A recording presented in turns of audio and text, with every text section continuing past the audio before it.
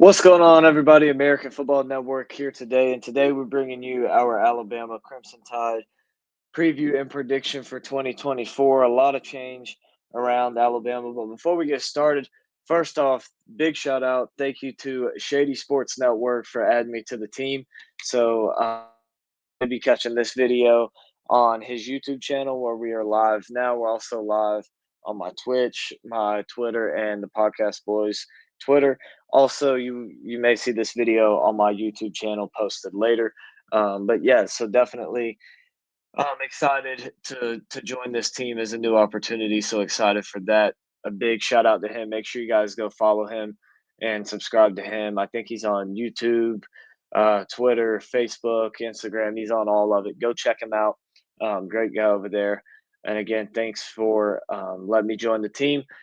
Also, if you're watching this on my YouTube channel, check out the description where you'll find links to our podcast, our patron page, our college football roundup channel, our website, and our shop. So check all that stuff out. We appreciate all the support. But let's go ahead and jump in to the video today for Alabama. So like I said, a lot of change coming here for Alabama.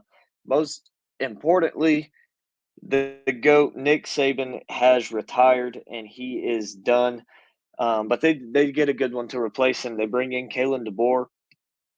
You look at him, career record, he is 104-12 in his 9-year career coaching. Just insane winning percentage. I don't expect anything less of that here with Alabama, but I do expect a little bit of a rough first season compared to what Alabama's standard usually is and what they're usually used to. And they had a good bit of transfers out. A few guys drop out of the recruiting class, but their top 10 recruits still look great in their recruiting class as a whole. They bring in Ryan Williams, wide receiver, 5-star, Xavier Mincy, 5-star corner, Caleb Odom, 5-star tight end, Jalen, can't even pronounce his last name, 5-star corner, Xavier Brown, 4-star corner, Casey Poe, 4-star offensive lineman, Noah Carter, 4-star edge, Kevin Riley, 4-star running back, Jeremiah Beeman, 4-star defensive lineman, and William Sanders, 4-star offensive lineman as their top 10 recruits. They have a good recruiting class there, especially at the top. You look at guys they bring back, they bring in back 6 starters on the offense, 5 starters on the defense, lose their starting kicker and punter, but they're in a good spot heading into this next season in 2024. Only thing is when you look at their schedule, they do have a bit of a tougher schedule here, so it will be hard for them to navigate. I would imagine early on, but, I think they're gonna get used to it, but in those first 4 weeks, they get 2 easy ones and then boom, 2 just tough games there. But let's go ahead and jump into their schedule. Last year, they went 12-2 overall, 8-0 in the ACC in the SEC, excuse me. SEC champs, made the college football playoff, lost to Michigan in overtime in the Rose Bowl. Only loss of the season coming in week 2 to Texas at home, 34-24, and they pretty much rolled everybody else. A few close games mixed in there. Beat Arkansas 24-21, beat A&M on the road 26-20, and then escaped at Auburn in that one 27-24, and then beat Georgia by the same score in the SEC championship game. Now, when you look at this upcoming schedule that they have for them here, week 1, they start out, they get Western Kentucky at home. That'll be on August the 31st. That will be as I would imagine, a win for them. I don't really see much trouble for this one. This is going to be a good game to work in the new offense here, and really get everybody some actual game time against a different opponent other than your own defense. Kind of build in the stuff that you're trying to work on and implement, and hopefully come out of there looking really sharp with a good win.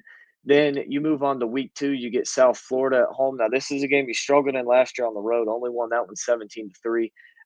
I don't expect that one coming in this game. I think that they're going to beat South Florida by a pretty good margin this time around. And again, just another game where you want to work in that offense, just try and implement the new game plan with the new pieces.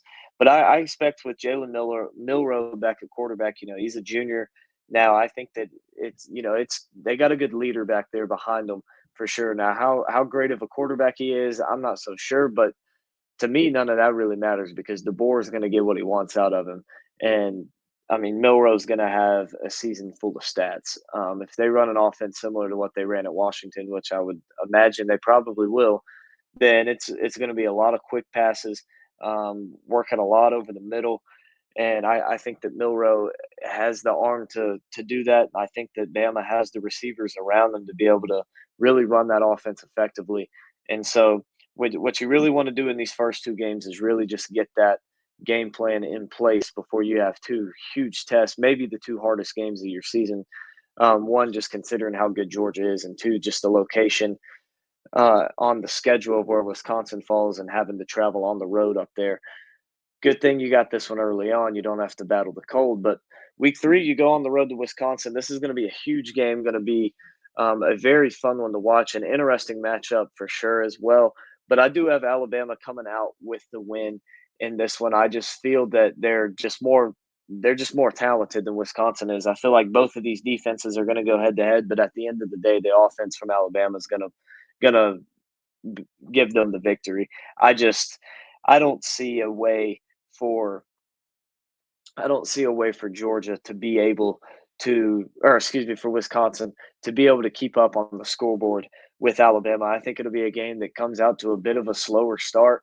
But then I think that once you hit that second half, Alabama is going to start picking it up, and they're going to start playing a lot better football and come away with the victory there.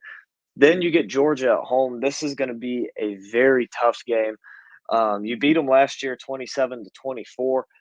I just don't see that happening this year. I think Georgia's too good. You add in all the new change to Alabama, and all the stuff Georgia brings back. I just don't think Bama's going to be able to get it done. Now, this game is at home, so that will definitely help out a lot. The fact that you get to play this game on your own field and not go to Athens, that's huge for them. But I still don't see it being enough. I think it'll be a closer game. Somewhere similar to the score of last year's game, 27-24. But I think this time around, Georgia comes out on the other side of that, and they get the win against Alabama. Then week number 5, you go on the road to Vanderbilt. This is a win for the Tide. Just don't see Vanderbilt really being able to compete here very much. I don't think anybody really expects them to. Vanderbilt, they don't have the talent anywhere near what it takes to compete with a team like Alabama. I think Alabama will roll them in that game. Then next up, they get South Carolina at home. Again, this is going to be a win. South Carolina loses a lot, and I just don't see them being able to really replace that as as well as they need to compete with a team like Alabama, much less on the road against Alabama. So I think that the Crimson Tide again come away with a win against the Gamecocks. Then you get a big game, big rivalry game on the road at Tennessee. Last time you were there, they beat you. And I think that that happens again. I think that Nico is the real deal up there in Tennessee. I think that that offense is going to be elite. Again, that defense is looking better, and they've beat you here before, so they know they can do it. It hasn't been forever since the last time they won. That win is fresh. They know they can do it, and I think they're going to do it this year. Again, I think that Tennessee will come out with the win. I just think they have a little bit more offense than Alabama is going to be able to have, and I think that defense is actually going to be able to compete this year with them. You look at the game last year, Bama beat them 34-20, and I think that Tennessee is going to play even better and come away with a better win. I think that they upgraded the quarterback position now that Nico's in year two. I think that Tennessee's offensive line is better. Their receiving core is going to be better. I just think that Tennessee is going to be just a little bit better than Alabama, especially when you mix in the home crowd and that it's a home game for the Volunteers. I think that they come away with the win against Alabama. Then we move on to Missouri. And this is a game that I think Alabama is going to win, but I think this is going to be a tough, hard fought game. Missouri, a very good team. They return a lot. A team that beat Ohio State in the New Year's Six Bowl last year. Now a very beat up Ohio State, but Ohio State nonetheless. Missouri went in there and beat them. and beat a lot of teams last year. Also, Missouri, by the way, while I'm on them, they're a team that I would heavily take the over on their win total. I think it's 9.5. Missouri may have the easiest schedule an SEC team's ever seen. Missouri's schedule is just insanely easy. And even a game like this against Alabama, to me, is a coin flip game, but I think Alabama wins it. I think Tennessee and Missouri are kind of coin flip games, so I'm splitting them 50-50. But I do think that Alabama wins this game against Missouri. I think that they find a way to do it, and again, it's going to be a tough, hard fought game. But I think that Alabama will come out on top. I just think that the difference in the defenses for them is going to be what really leans the game in Alabama's favor. Is that Alabama's defense, in my opinion, is slightly better than Missouri's. And although Missouri's offense is slightly better, I think the defense is going to be the key here because I feel like Alabama's offense, although not as good as Missouri's, is very well good enough to take advantage of that Missouri defense. Then another huge game, just three just killer games right in a row, which may make that South Carolina game a little bit more in South Carolina's favor. Uh, it may help them out a little bit more considering the 3 game stretch Bama's about to go on after them at Tennessee versus Missouri and now at LSU. But I think that they beat LSU in this game. This is a game that was played last year at home for Alabama that they won 42-28, just blew them out. Now, Jaden Daniels was injured in that game after the Dallas Turner hit. It was actually pretty close, might have even been tied when he went out. So LSU was not at full strength, but I don't think LSU is going to be as good as they are coming into this game as they were coming into the last game. I don't think the quarterback's going to be as good as Daniels was. The receivers obviously aren't going to be as good. At least you wouldn't imagine they are. Um, After the loss of Malik Neighbors and Brian Thomas, just 2 huge targets you got to go out and replace. You lose a lot of key pieces on the defensive side of the football, and I really just don't see this game going in LSU's favor. I think it can be a closer game. Definitely, probably closer than last year, I would imagine, um, because you are going to be more prepared, and you're for the fact that Jaden Daniels was injured and knocked out of the game in that one. But I feel like that in this game right here, that Alabama is going to come away with the win. Again, I think it'll be a little bit of a closer matchup, but I just don't see LSU having what it takes. And I don't think Brian Kelly is good enough of a coach to win this kind of game. I'm not a huge fan of Brian Kelly at all. And so I think that DeBoer is a better head coach. I think Alabama has the advantage all the way across the board. Then a cupcake game against Mercer before you go on the road to Oklahoma. You're going to beat Mercer. You're going to absolutely destroy them, much like you did Chattanooga last year before you went on the road to Auburn and beat Chattanooga 66-10. I would imagine something very similar here in this Mercer game. Then you go on the road to Oklahoma. This is going to be a very tough game, extremely tough game, but I think Alabama wins it. I just don't know if Brent Venables and his coaching staff is on that level yet that they can win a game like this. Although they did beat Texas last year, um, in a big game, they did beat Texas last year, but I don't know if that coaching staff is to the level it needs to be, and I don't feel like the talent is developed enough. There's definitely a lot of talent in that Oklahoma program, but I just don't know if it is developed enough to the point that they're going to be able to stand up to Alabama and beat them because Alabama's still the gold standard in the SEC, and Georgia's right there with them, but Bama is still the name of the SEC, um, and so that's just going to be looming over Oklahoma as it is right there, and then you bring in this offense, it's going to be a tough time for Oklahoma to stop it. I just don't see a way that they're really able to. I think it's going to be more of a shootout game, and I think that favors Bama because Bama's defense is better than Oklahoma's and can get some stops when they need them. Then the rivalry game, the Iron Bowl against Auburn.